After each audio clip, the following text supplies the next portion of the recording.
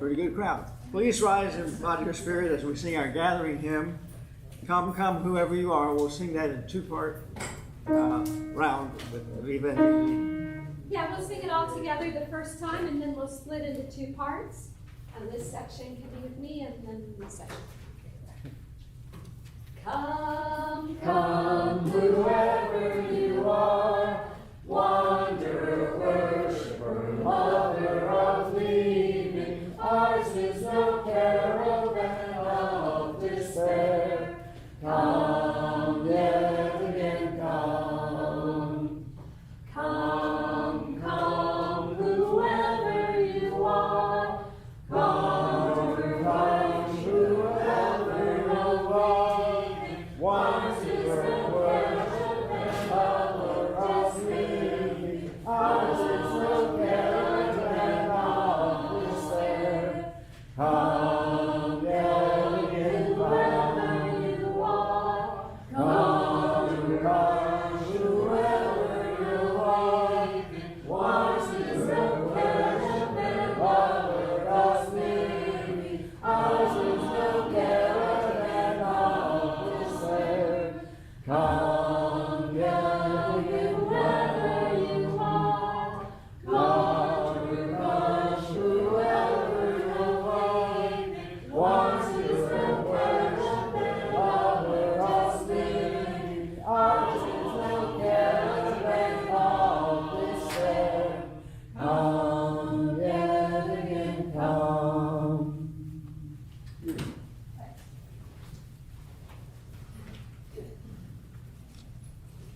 Welcome to the Unitarian Universalist congregation of Hillsborough, where we constantly strive to be an open and welcoming congregation to all who seek community and support. We don't require that we follow a specific creed or common belief, but rather we are a covenant community committed to loving, listening to, and supporting each other in our individual and lifelong search for truth and meaning in our personal faith. So whoever you are, member, guest, or friend, and whatever guided you to join us today, either here in person or online, we welcome you. My name is Dave Yelton. It's my honor and privilege to be the worship coordinator to help bring you today's service. As a lay-led congregation, there are a lot of contributing volunteers, seen and unseen, who make our services and Sunday classes and activities possible. So we want to give a big thank you to all who help make this a great place to gather, grow in spirit, in community, and in love. As you can see from your program today, we have one of our gifted lay leaders and former moderator providing our message for today, Linda Seligman. Her message, An Invitation to Compassion, as only Linda can present. A little later in the program, I'll provide a little more evidence as to why she is especially qualified to present this message to us. But for now, I'll just express our joy in having you bless us with your special insights and experiences. Before we create our time for worship, let's take a moment to share important announcements. It's a really good time to check your cell phone, make sure it's on quiet mode or worship mode, or off, whatever turns you on, and turns it off. We will enjoy coffee and tea after the service, and if there are any visitors to here, I'm not sure if I see any, but if there are any visitors hidden out there, please join us for that relaxed setting to get to know you better. So if there are any announcements for the good of the community, please come forward and share that with us.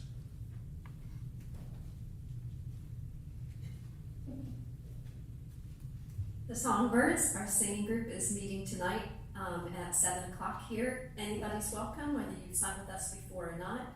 So feel free to join us tonight at 7.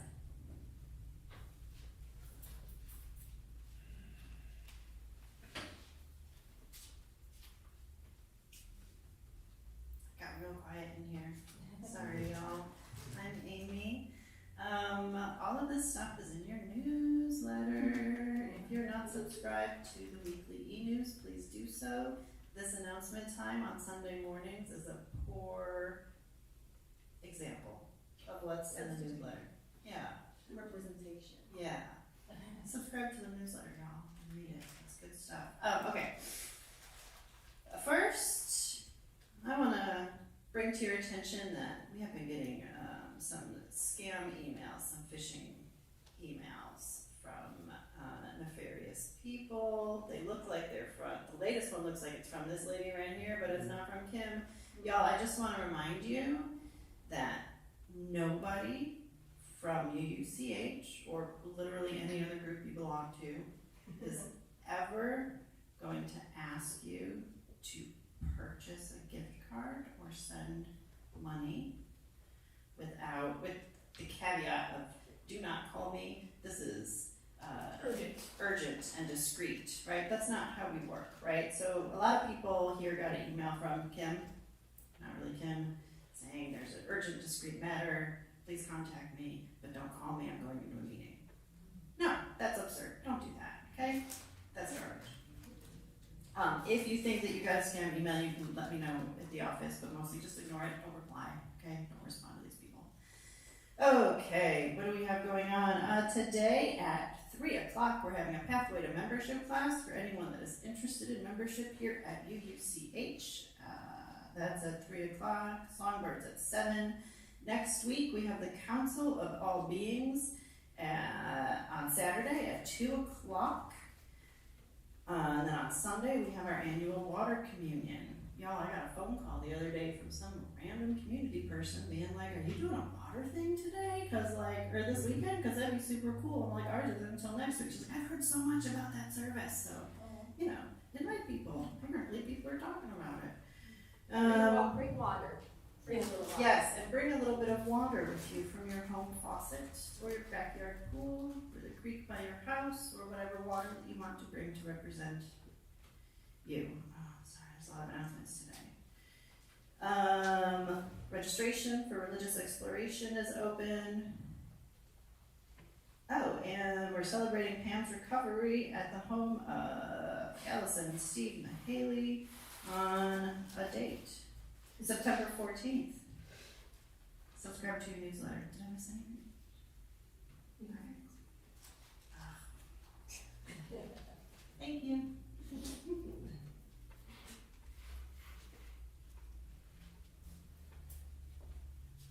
Guess that covers it. I keep going. If there are no more announcements, let us now prepare ourselves for a time of worship together. We'll begin with our chalice lighting, which is a statement of affirmation by Reverend Leonard Mason. We affirm the unfailing renewal of life, rising from the earth, reaching for the sun, all living creatures shall fulfill themselves. We affirm the steady growth of human companionship, rising from the ancient cradles and reaching for the stars. People the world over will seek the ways of understanding. We affirm a continuing hope that out of every tragedy, the spirits of individuals shall rise to build a better world. As we light our chalice today, let us invite openness, love, and mutual caring into our hearts and minds.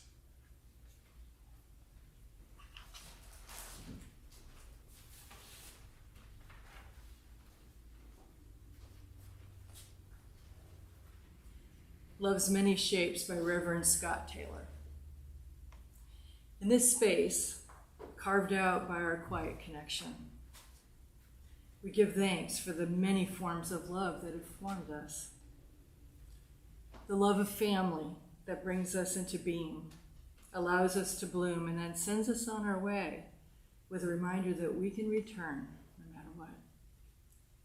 The love of partnered hearts that teach us to trust and to help us know that who we are does not end at the barrier of our own skin. The love of friends who help us feel seen and sing our song back to us when we cannot hear it with our ears alone. The love of community that bathes us in belonging and calls us to see the needs of others as our own. And the greatest love, the love that will not let us go, even in our fear, even in our failure, even when we are lonely or lost. The love invites us home, friends. If we listen, it is doing so, even today.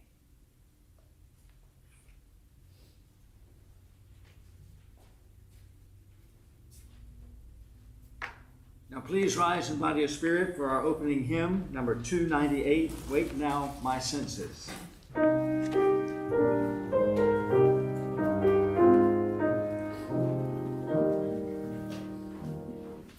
Wake now my senses and hear the earth call.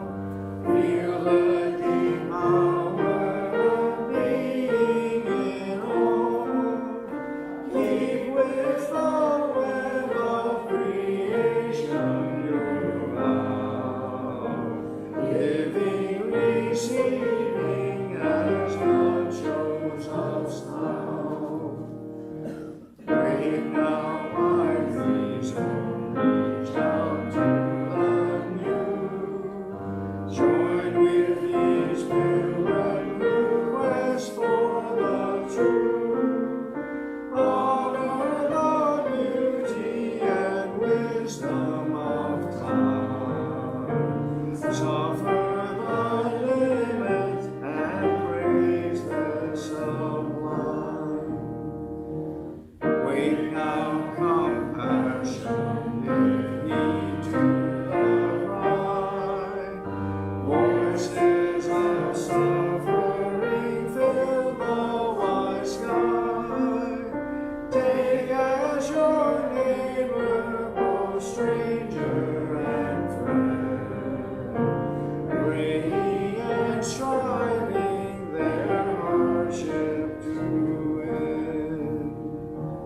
Wake now my conscience with justice thy guide. Join with all people whose rights are denied. Take not for granted your privileged place.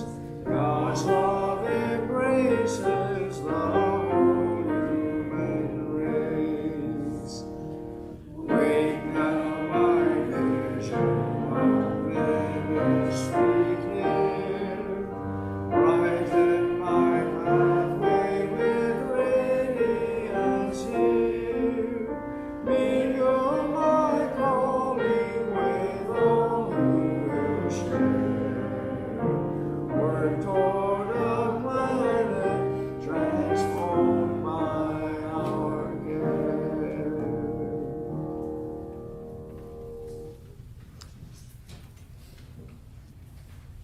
Ours is a welcoming community where we find connections, a sharing community where our joys are celebrated, and a caring community where our sorrows are lessened.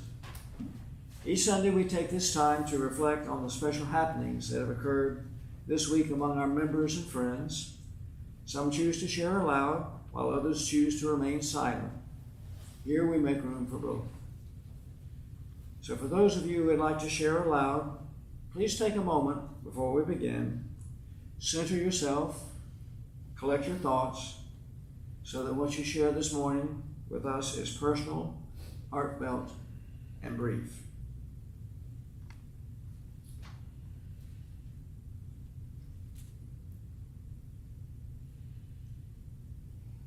So now, please come forward, tell us your name, and share what is on your heart.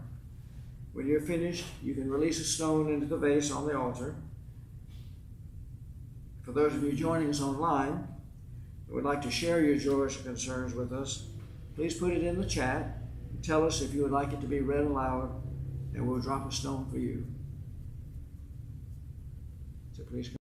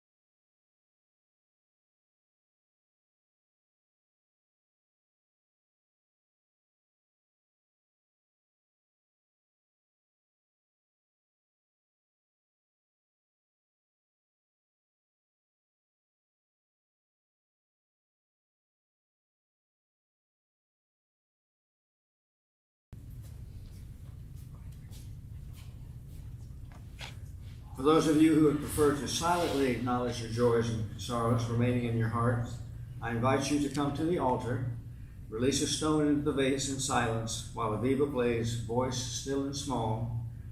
After she plays through it one time, we're all invited to join in singing this meditative song. Words are printed in your order of service.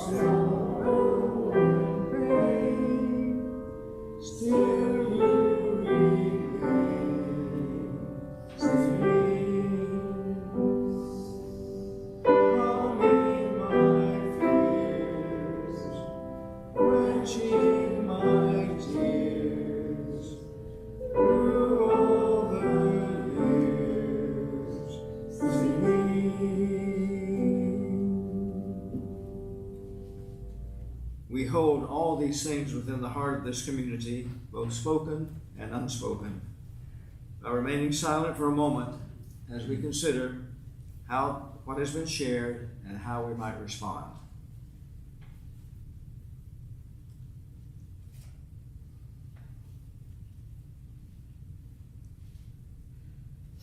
Let us close together with Amen and blessed be. Amen and blessed be. Now let's sing our children to whatever. I don't think we have any. Let's sing it anyway. We'll think of our children as we sing the children's blessing in the back of the hymnal.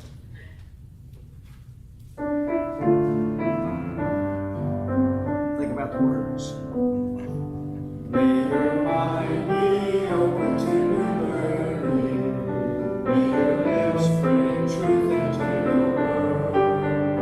May your heart know love and your hands do the work of justice as you go your way in peace. As you go your way in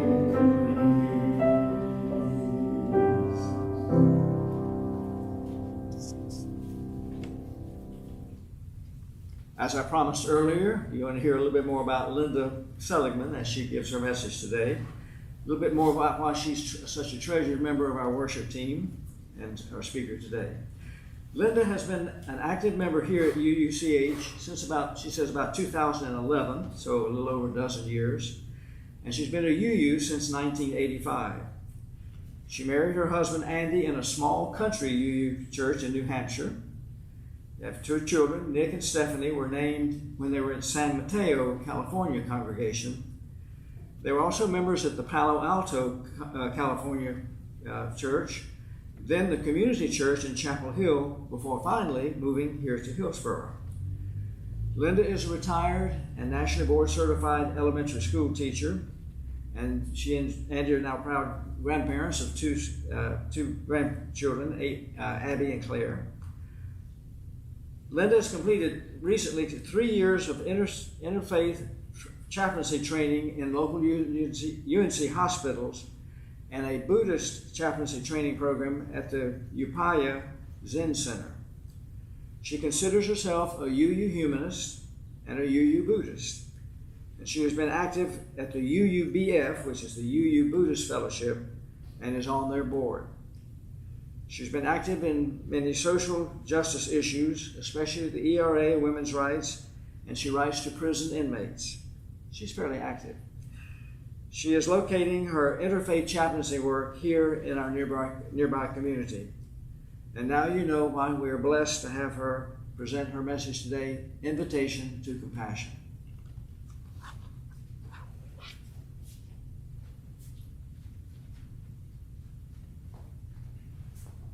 Thank you. Now I have to live up to that. Well, thanks everybody for being here, and happy September.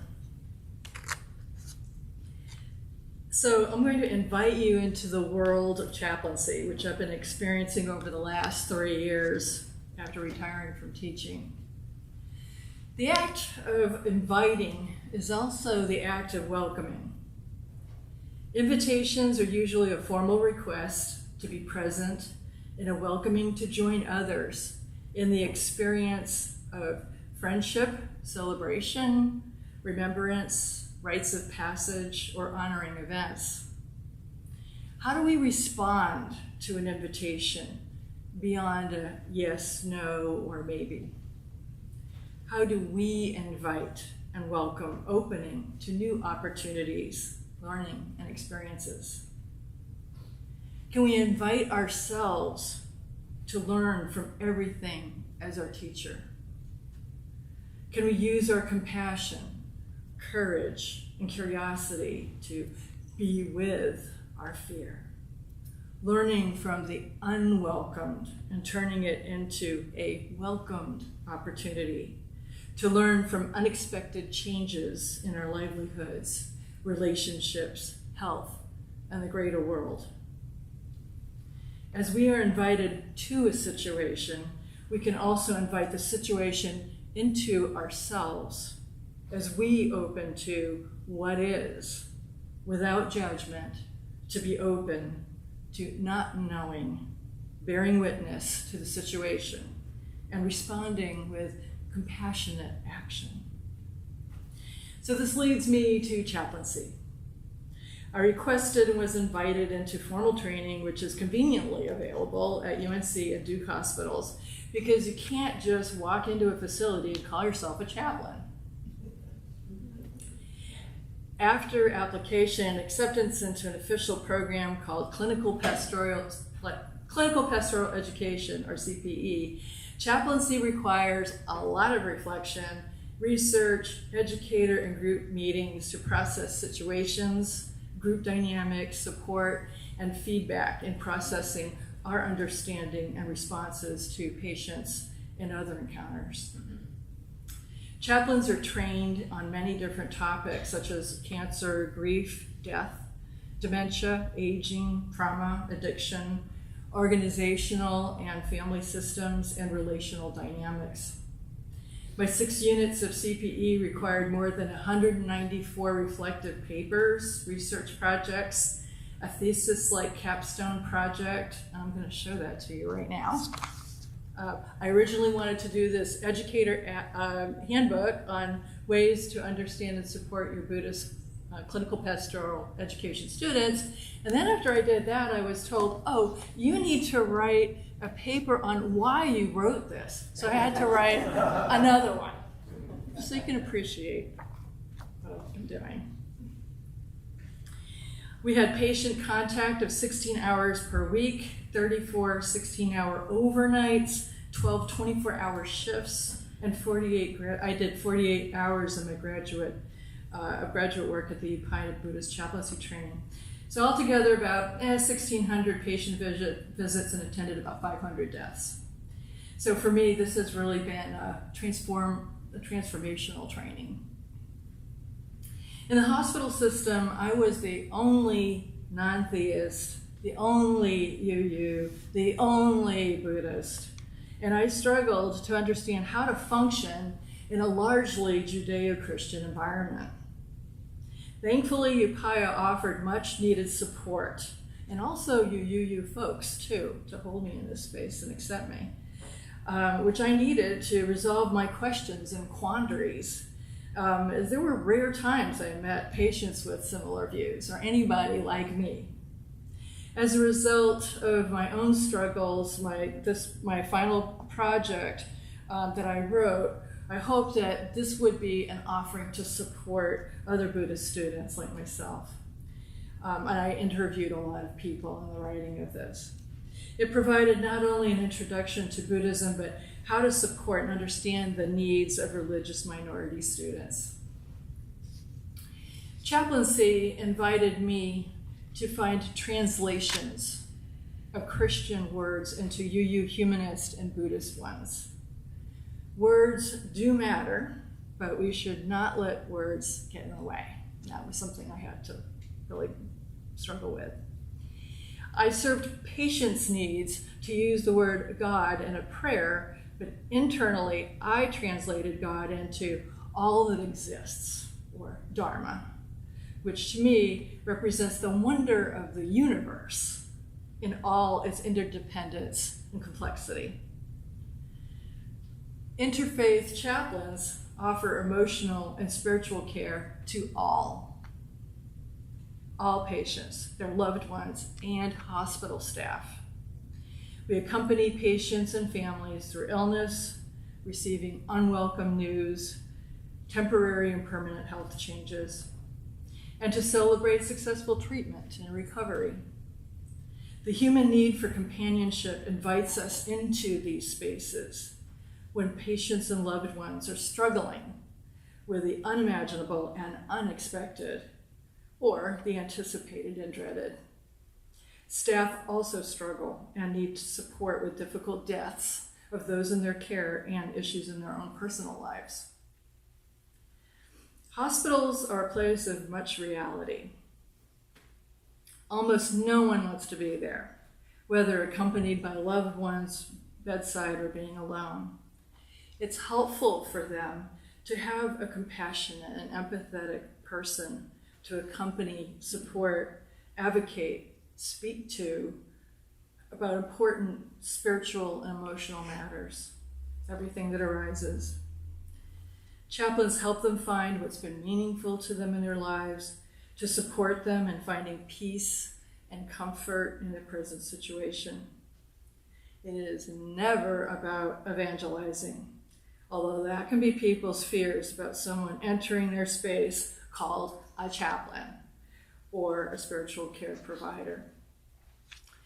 There's a stereotype of the military chaplain who arrives with a Bible in one hand because the situation is dire and the person may die. People often look at us and healthcare chaplains with fear and dread and wonder if they or their loved one's going to die, because that's why we've arrived, to deliver bad news. But this is one of the first things we dispel when we meet people, that we offer an invitation for emotional and spiritual support if we're invited into their space. What we in turn invite the situation into ourselves. So we are invited, and we invite the situation into ourselves to serve in whatever way is needed. Might be being silently but wholeheartedly present. Might be listening, empathizing, advocating, finding resources, holding a hand, stroking someone's head, offering encouragement, offering a prayer, or just a comforting presence. I and chaplains I know consider it an honor. It is truly an honor to be with people as fellow precious and unique human beings.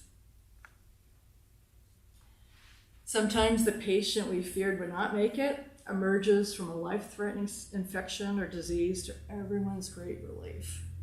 Now, staff rejoice when people get well. They have a vested interest, they care. I remember a patient who was unconscious in the ICU. Her husband bedside for months when she had a severe case of COVID, and we didn't know if she was going to live. When she responded to a request to move her foot, we all celebrated. And then again, she opened her eyes. And then she tracked movement in the room. And when she began to start speaking, she kept saying, "Glory to God," in gratitude. We all did a happy dance. I did a happy dance in her room because her win was our win. We all celebrated her recovery. Her recovery reminded me of a computer that is slowly but surely rebooting. You know how that goes, where you just sit and wait and wait and wait, and eventually the little things start coming on. And that's what it felt like watching her. But it took a village of many people, both inside the hospital and outside of the hospital, who created a supportive and healing convergence of love, medical skills, and care. We provided a container for her. A hospital room can be a place of contemplation, like a monastery, where everything is our teacher and invites revealing the vulnerability of our fears, our hopes, and our strengths, our histories, our internal resources, and our connections with our family and friends and community. It invites an exploration of our struggles, our addictions, things we would like to ignore, our brokenness, and the brokenness of society and institutions who fail to serve the needs of the good of the whole. It also invites our whole selves into an appreciation of our life and relationships, wonder and beauty, our wisdom, perseverance, patience, our gratitude and resolve, the inevitability of change, and our interbelonging within the universe. Sometimes I would remind people, on the other side of this glass is the entire universe. We are all connected. It's all part of us. And beauty can be in the smile of your nurse. The kindness of others. Beauty looks lots of different ways. So even though you're in a room and in bed, beauty is still here with us. Here, we can have a deep group breath right now.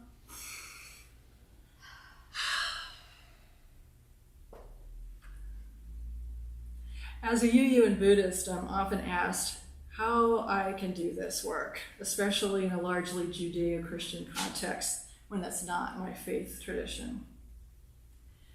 I was pretty concerned about that myself. What if a patient wanted me to quote from the Bible? It's not my book. How do I practice the Buddhist precepts of right speech, which means don't tell mistruths? When to serve a patient, I needed to pray to God. My Christian chaplaincy companions were worried if they knew enough about the Bible, so we all had our worries. There were challenging times when, as a religious minority, I was told I wouldn't go to heaven if I didn't believe in the blood of Jesus. This just happened to me last week, by the way. Or that Jesus was my savior, or that I wasn't a real chaplain if I wasn't Christian. An important realization I learned is that beneath whatever religiosity is professed, that connection, compassion, empathy, belonging, that we're valued and we matter, and above all, that we love and we are loved, is at the center of being truly fully human. That's what really matters. Underneath all the words. I'm reminded of a patient facing transformation who is struggling to define his faith. He feared that he may not survive his upcoming heart procedure and was grappling with the ultimate inevitability of death, which until now he hadn't taken seriously. But his death may or may not be imminent, but it was a possibility. This brought forth doubts, questioning his deeper truth, what really mattered to him, pondering life and death and what it all meant. He didn't want his family to visit. He wanted to avoid upsetting them, and he wanted privacy to process his own quandaries. He told me how much he loved his wife and kids, realizing how important they were, and he didn't want to leave them. He also loved his career with the purpose and meaning it had offered him for much of his life. Since he didn't have an identified religion and didn't believe in God, we talked about values and beliefs that were important to him that would constitute his faith. Surviving surgery was a wake-up call because he didn't have a faith to call upon, and suddenly this became of paramount importance to him. How to make sense of what he believed and coalesce them into a meaningful whole or a system of faith. He compared himself to people he knew who believed in an all-powerful God, able to heal and protect and intercede on his behalf. At this critical juncture, realizing he did not hold his beliefs made him wish he had believed in all that was in God's hands, because it would have been a lot easier than questioning, and it would have provided him the comfort that he sought. To me, the beliefs he believed in and named aligned with a humanist perspective. This is where being a UU came in really handy. Resting on values such as being a responsible citizen who's compassionate, caring, respectful, cooperative, working for the mutual good of the whole, and approaching life with equanimity. I told him about humanism as a possible path to consider integrating his values and beliefs to form a faith, and Unitarian Universalism, with which he was already familiar through some of his friends. When I visited him on the day of his surgery, I knew he was really nervous, so I made sure I went to visit him. He said he felt grounded in his beliefs, his values, and what mattered to him, and that he had formed a provisional faith structure that made sense to him, and it offered him comfort as he entered the surgery. He was reassured knowing he was loved and cared for by his family and his friends, the staff. Everybody is rooting for him, and a chaplain. Post-surgery, I went and saw him after surgery too, and he said he felt good. He felt better than he had in a long time, and he was able to return home. And I'm sure he was transformed by this deep experience. Often, we don't seriously devote attention to the topics of sickness and death until we're directly faced with them. It invites us into an honest and vulnerable internal assessment to make amends, tell untold truths or secrets, tell loved ones they're valued, say what is in the heart and the mind, and extend compassion to oneself. That who we've been has been the best we've known how to be. That's where we really need to extend compassion to ourselves.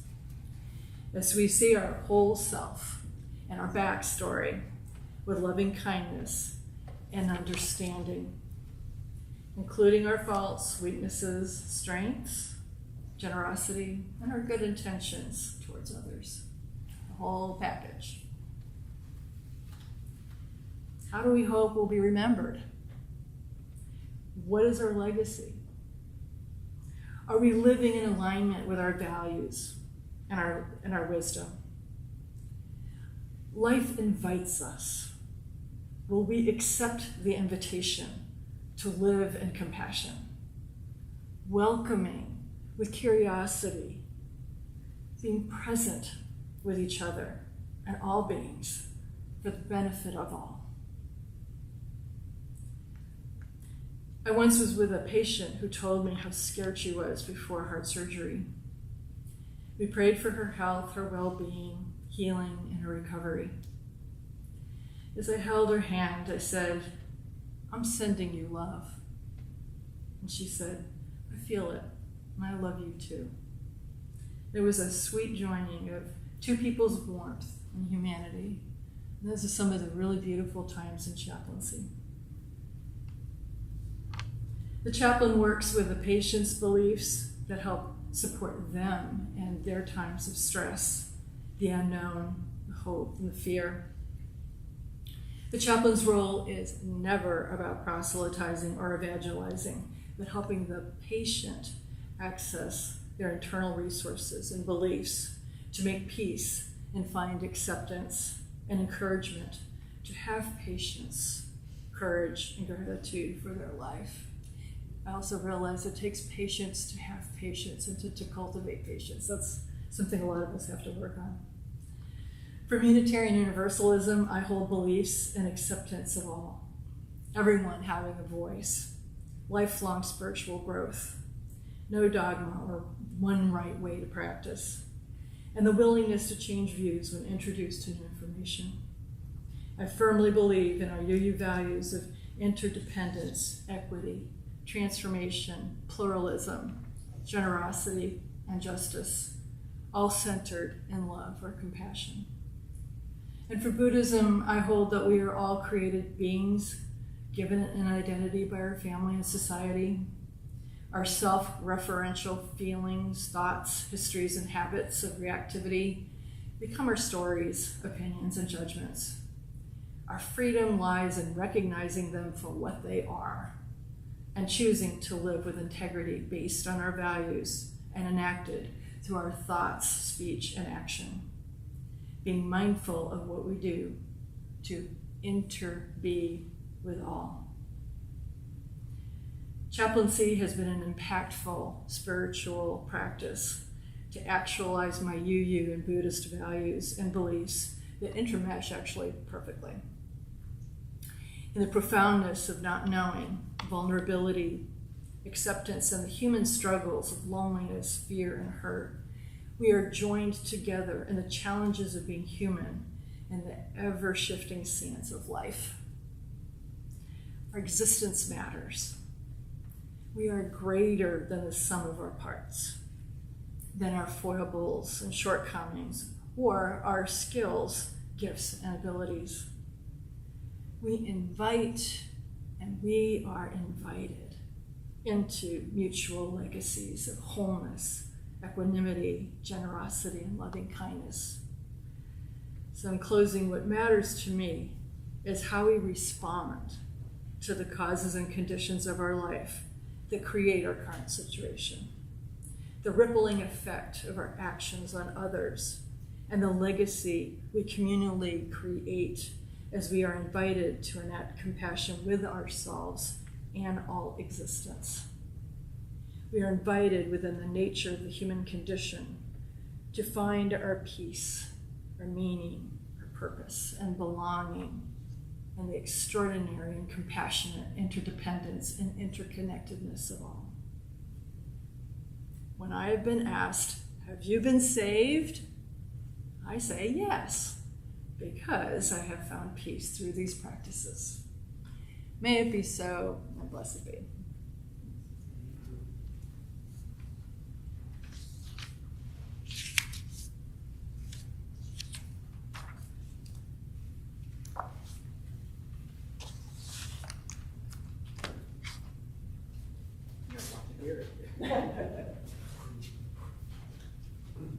Thank you for those inspiring and challenging words for us. What a beautiful story. At this time each Sunday, we take a monetary offering to support various worthy causes in the Orange County community.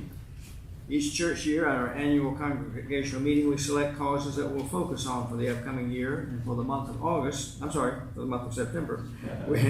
We just barely made it. We've designated the offering plate to go to the Justice United of Orange County. So please donate by placing a check or cash in the offering basket. If by check, please write plate in the memo line, or if you want to go online and click the donate button, or you can use the QR code printed in the order of service. Thank you for your generosity.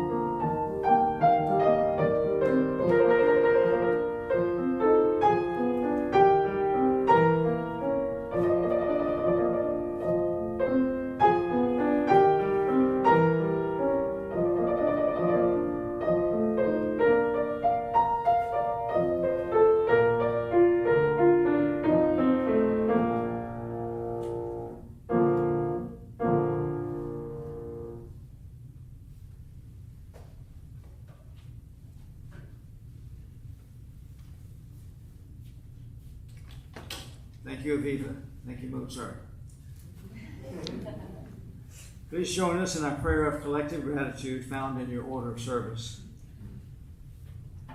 For the love that surrounds us every morning, for the friends beside us, and for the generous gifts just received, let us be truly grateful. Please rise in body or spirit for our closing hymn, number 95, There Is More Love Somewhere.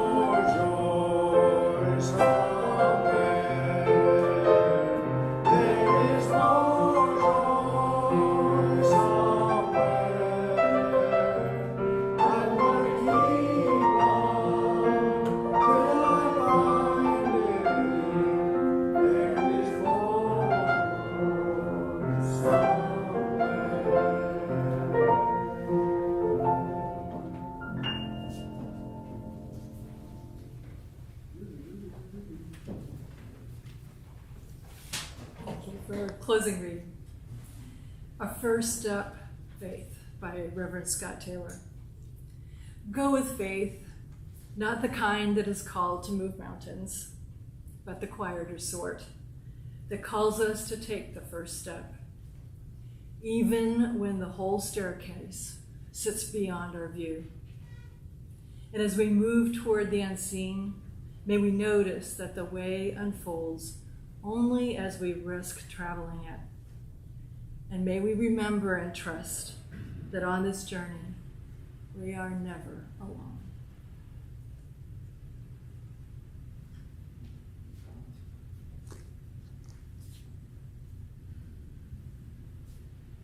Please join together as we extinguish our sacred UU chalice. We extinguish this flame, but not the light of truth, the warmth of community, or the fire of commitment. These we carry in our hearts until we are together again. Go in peace, my friends, and blessed be.